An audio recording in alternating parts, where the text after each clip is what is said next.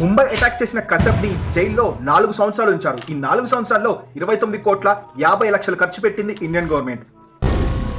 ఏం మాట్లాడుతున్నావురా?